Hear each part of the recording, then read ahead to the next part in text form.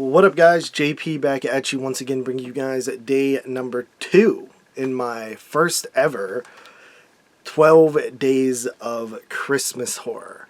And for today's review, I picked a film that a lot of people don't necessarily think of right away whenever you think Christmas horror, but it's one that I often gravitate to towards this time of the season. And that film is Dead End from the year 2003. This film was directed and written by Jean Andrea and Fabrice Canepa, which I am not sure who those guys are. I have it here on an old DVD released by Lionsgate Home Entertainment. This is a title that I would love to see get put out by maybe Vestron if they still own the title.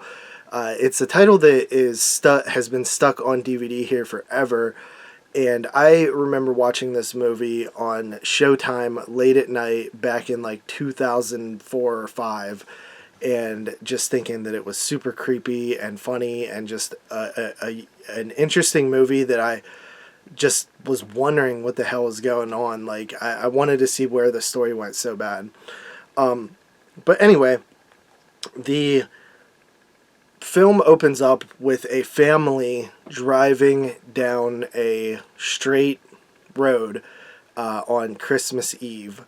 And they are headed to the wife's mother's house, the wife played by Lynn Shay, the wonderful Lynn Shay, who is probably like the unsung scream queen of horror, if you will. Like, she doesn't get the recognition that she should, considering how many actual horror movies she's been in and how good she is in mostly everything I've seen her in.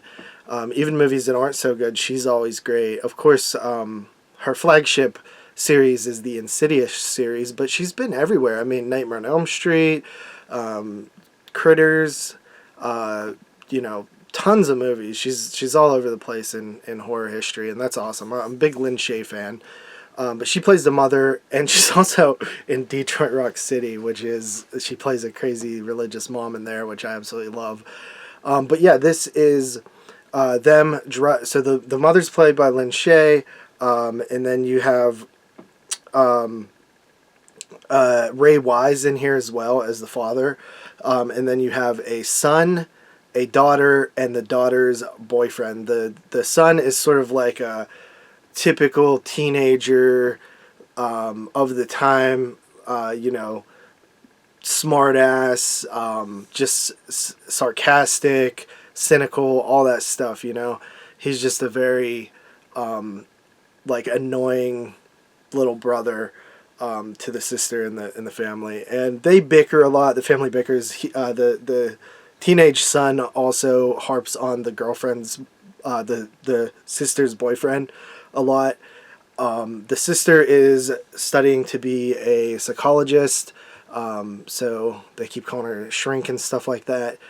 Anyway, they're just driving down this road. They almost get into an accident, and everybody was like kind of sleeping, and the father says basically that he took a back road because he was kind of bored and wanted to do something different. But they've been going to the mother's house for 20 years and they've never taken this road.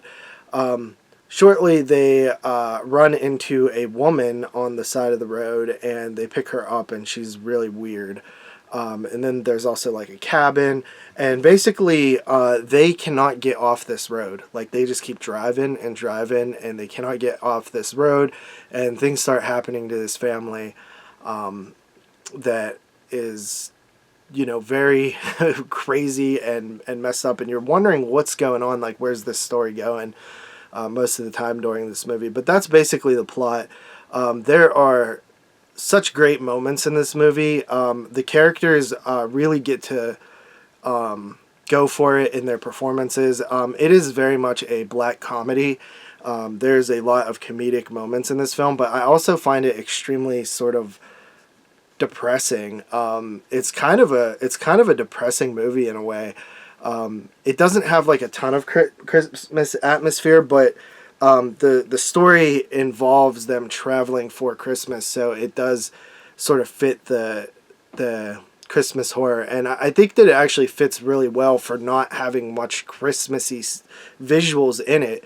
Just because I think everybody could relate, like traveling to a relative's house on Christmas, and sort of like, or at least people who do that, and it's a great setup to a film. It's very minimalist because it's just people driving in a car for most of the movie, and it relies heavily on dialogue. They do stop the car here and there and venture out. There's like a baby carriage in the middle of the street. The father remembers this weird ghost story that he heard when he was a kid that sort of seems like it might be something that's happening to them, but you're not quite sure. And then they also keep seeing a hearse as well on the road. That's the only thing they really ever see besides one sign that says Marcotte. And they're thinking maybe they're on like a military road because they can't find the road on the map or anything.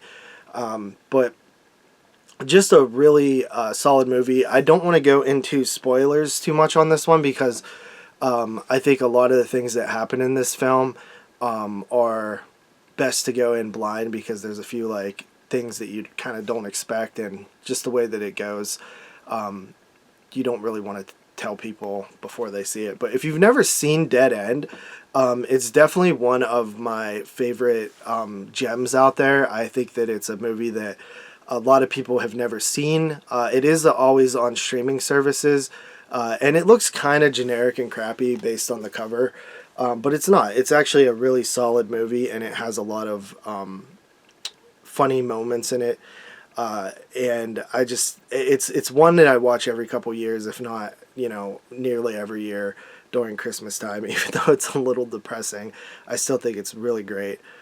So that is Dead End from the year 2003. I'm going to go ahead and give Dead End a solid 8 out of 10. So yeah, that is Dead End. Check it out if you've never have. I highly recommend it. So with that said, I will see you guys tomorrow with another one. Peace.